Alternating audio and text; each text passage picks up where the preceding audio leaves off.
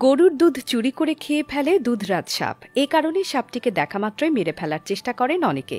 গ্রামাঞ্চলের অনেক সাপুরেরাও বলে থাকে তারা নাকি নিজ চোখে দুধরাজ সাপকে গরুর দুধ খেতে দেখেছে। প্রচলিত এই দাবি কতটুকু সত্য? সাপ কি আসলে গরুর দুধ খেতে পারে? এসব প্রশ্নের উত্তর নিয়ে আজকের প্রতিবেদন। বাংলাদেশের খুবই পরিচিত একটি সাপের নাম দুধরাজ। ইংরেজিতে একে বলা হয় কোপার হেডেড ট্রিনকেট, কিন্তু বাংলা নাম দুধরাজ হবার কারণে এটি সম্পর্কে নানা গুজব প্রচলিত আছে।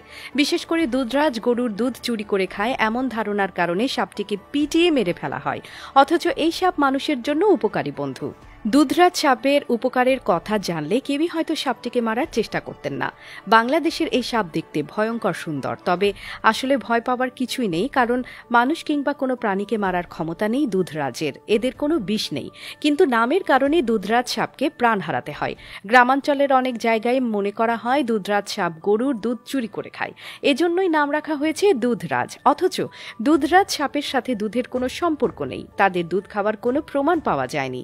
বিজ্ঞানীদের মতে পৃথিবীর কোনো সাপই সরাসরি দুধ খেতে পারে না, কারণ সাপের জিহ্বা ভাঁজ করা থাকে, তাই কোনো কিছু চুষে খাওয়া তাদের পক্ষে সম্ভব নয়। সুতরাং দুধরাজ সাপের দুধ চুরির অপবাদ সম্পূর্ণ মিথ্যা। অন্যদিকে মানুষের জন্য এই সাপটি খুবই উপকারী। বিশেষ করে দুধরাজকে বলা যায় কৃষকের বন্ধু, কারণ নিজের অজান্তেই সারা জীবন কৃষকের উপকার করে নির্বিষ এই সাপ। যে কোনো এলাকায় কৃষকের জন্য সবচেয়ে বড় শত্রু হয় ইঁদুর।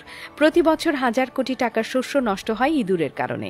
জমিতে থাকা ইঁদুর দমন করা পুরোপুরি সম্ভব হয় না, কারণ ইঁদুরের ওষুধের বাজে প্রতিক্রিয়া রয়েছে। এক্ষেত্রে দুধরাজ সাপের ভূমিকা খুবই গুরুত্বপূর্ণ, কারণ উপকারী এই সাপের প্রধান খাবার হচ্ছে ইঁদুর। নিজেদের জীবনের প্রয়োজনে ইঁদুর খেয়ে থাকে তারা, আর এর ফলে উপকৃত হয় সাধারণ কৃষক। এজন্যই বলা হয় দুধরাজ সাপ কৃষকের যে উপকার করে তা জানলে কেউ কখনো সাপটিকে মারার চেষ্টা করত না। যদিও দুধরাজ সাপ স্বভাবের দিক থেকে বেশ অদ্ভুত।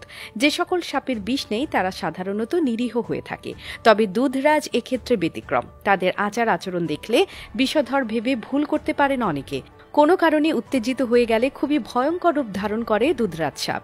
এ সময় প্রায় 3 ফুট উঁচু পর্যন্ত মাথা তুলে ফোঁস করতে থাকে।